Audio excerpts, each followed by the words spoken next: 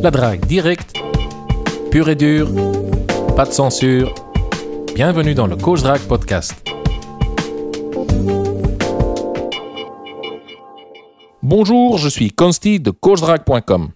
Aujourd'hui, je vais te parler du premier rendez-vous obtenu grâce à mon nouveau système de drague en ligne, comment j'ai foiré ce rendez-vous comme un débutant et ce que j'en ai appris afin de ne plus reproduire les mêmes erreurs dans mes prochains rendez-vous.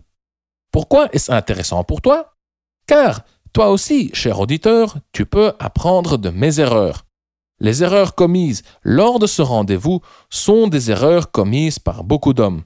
L'objectif de ce podcast est donc de t'aider à éviter certaines erreurs et ainsi d'améliorer la qualité de tes rendez-vous et d'augmenter tes chances de séduire la fille. Dans l'épisode précédent du Coach Drague Podcast, je t'ai parlé de l'importance de développer ton propre système de drague en fonction de tes objectifs, tes besoins, ton emploi du temps et ton environnement.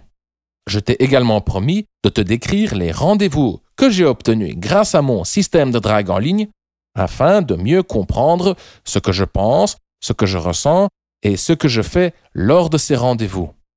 Aujourd'hui, au programme, ce tout premier rendez-vous après une longue période d'inactivité.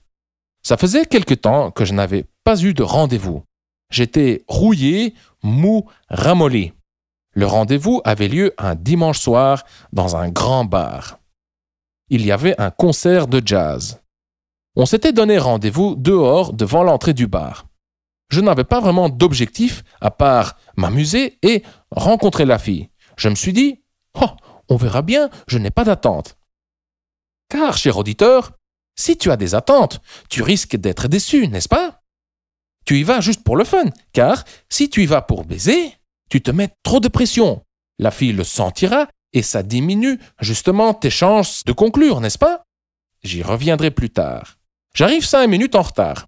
Elle m'attend à l'entrée. Elle est mince, un peu plus petite que moi. Elle a les cheveux mi-longs et un visage fin, avec un nez un peu plat. Ma première impression? Bof. Mon dialogue interne me murmure « Non, tu ne la veux pas. Elle ne te plaît pas. Tu vas boire un verre ou deux, puis tu rentres à la maison. » Je la salue, elle est nerveuse. En entrant dans le bar, je vérifie le comptoir pour voir si on peut s'y asseoir. Malheureusement, il n'y a pas de tabouret. Je ne pourrais pas appliquer ma technique du comptoir. Du coup, on s'assied à une table, l'un en face de l'autre. On commande un verre et on commence à discuter. Je lui pose des questions sur son passé amoureux, elle sur le mien. Je lui dévoile quelques secrets, elle est curieuse et intriguée. Les lumières, de plus en plus tamisées, et 2-3 verres de vin rouge plus tard, je la trouve de plus en plus attirante. Mais, malheureusement, il est trop tard. Il n'y a aucune tension, le climat est trop amical, trop formel. J'essaie maladroitement de changer de cap en lui proposant mes services, entre guillemets. Je lui dis avec un manque de conviction quelque chose comme « Écoute, si tu cherches du plaisir, tu peux compter sur moi. » Honnêtement, c'était un acte de désespoir. Je savais que ça n'allait rien donner, mais je l'ai quand même fait, car on ne sait jamais. Elle refuse poliment ou elle ne réagit plus, je ne m'en souviens pas. Ça n'a aucune importance. Chacun finit son verre, l'ambiance, le vibe s'estompe. On sent tous les deux que c'est mort.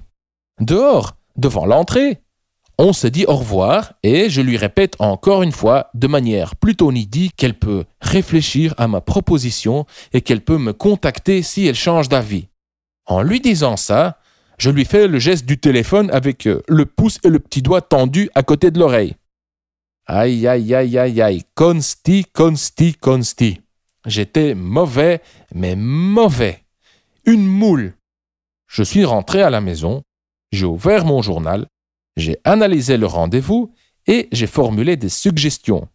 Ces suggestions, les voici. Le point le plus important est que je ne m'en voulais pas.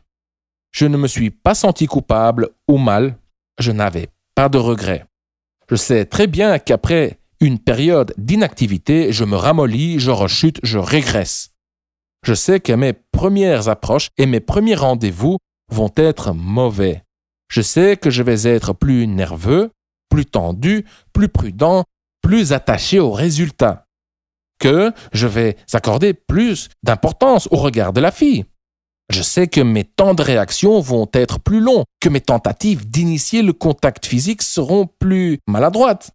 L'apprentissage est caractérisé par des phases de progression, de stagnation et de régression. Après cette longue période d'inactivité, j'ai clairement régressé. Ce premier rendez-vous marque le début d'une phase de progression. Il faut passer par là. Pour progresser, il faut passer par ces premières approches et ces premiers rendez-vous échoués. Je sais que je dois passer par là pour me rafraîchir la mémoire, pour me décoincer, pour dépoussiérer mes compétences sociales. Je dois passer par là pour arriver à mes fins. Je dois passer par là pour subvenir à mes besoins affectifs et sexuels. Pas besoin de me sentir coupable ou mal après une mauvaise approche, un mauvais rendez-vous ou même après ne pas avoir abordé quand j'aurais voulu aborder, je ne me sens plus mal. Pourquoi m'infliger une punition supplémentaire en me sentant mal? Je n'en vois pas l'intérêt. Ensuite, c'est maintenant que ça devient plus concret et pratique. Les conseils suivants vont t'aider à améliorer la qualité de tes rendez-vous. Fixe-toi un objectif concret. Pour moi, les seuls objectifs valables sont ramener la fille chez toi ou chez elle, faire l'amour ou le strict minimum, c'est de l'embrasser. Pour moi, s'amuser et, entre guillemets, voir ce que ça va donner ne sont pas des objectifs. Est-ce que tu as déjà rencontré quelqu'un qui se dit « Tiens, je vais à un rendez-vous et j'espère m'ennuyer ». Bien sûr que non.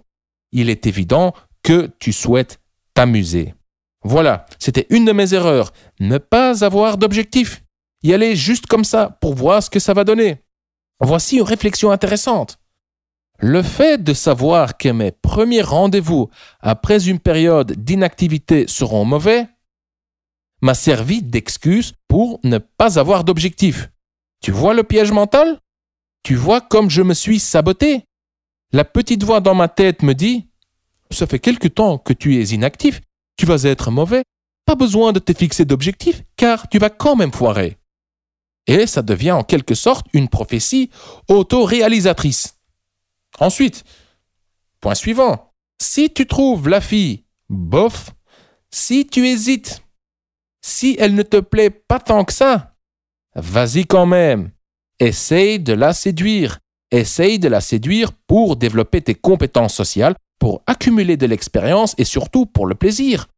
Ton plaisir est son plaisir à elle. Point suivant. Ne t'assieds pas à une table, l'un en face de l'autre. La distance physique entre toi et la fille est trop grande. En plus, les accoudoirs forment un obstacle pour créer de l'intimité et de la tension sexuelle. Pour initier le contact physique, c'est loin d'être idéal. Asseyez-vous au comptoir et applique-y ma fameuse technique du comptoir. Tu trouveras le lien vers la technique du comptoir en dessous de ce podcast sur le site du Coach Drag Podcast. Après quelques verres, quand j'ai commencé à la trouver attirante, j'ai essayé de me vendre. J'ai essayé de la convaincre logiquement avec mes histoires piquantes et mes histoires de polyamour. Grosse erreur, car implicitement, je me positionne comme étant inférieur à la fille. Tu peux très bien parler de cul sans qu'il n'y ait aucune tension sexuelle, ce qui était le cas. Mieux vaut instaurer de la tension sexuelle via la proximité et le contact physique. D'où l'importance de pouvoir t'asseoir près d'elle, au lieu d'essayer de la chauffer uniquement verbalement. J'aurais mieux fait de m'asseoir à côté d'elle et de l'embrasser dans le cou, par exemple. Dernier point, je n'aurais pas dû faire l'acte de désespoir à la fin. Ça n'a fait qu'aggraver la situation. Ça n'a fait que baisser ma valeur davantage. C'était clair depuis longtemps que notre rencontre n'allait rien donner.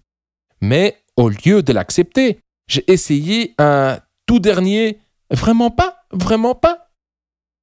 Enfin, ce n'est pas ce que j'ai dit, mais ça revient à ça. C'est l'équivalent, un peu moins pénible, du mec qui se comporte de manière polie et formelle lors du rendez-vous, qui essaye de plaire à la fille en étant galant et gentil, qui ne sait pas du tout où il en est avec elle, si elle est intéressée ou pas, et qui, à la fin du rendez-vous, se prend un vent en essayant de l'embrasser. Voilà, cher auditeur. J'espère que cette analyse t'a apporté quelques éléments. Dans le prochain épisode du Coach Drag Podcast, je te décrirai un autre rendez-vous et tu constateras comment j'ai implémenté mes propres suggestions et si oui ou non, ces suggestions se sont traduites dans les résultats. Si tu as des questions ou des remarques, n'hésite pas à les publier dans les commentaires en dessous de ce podcast sur le site du Coach Drag Podcast. Je suis Consti de CoachDrag.com. Merci d'avoir écouté le Coach Drag Podcast. On se voit dans le prochain épisode. Bonne drague!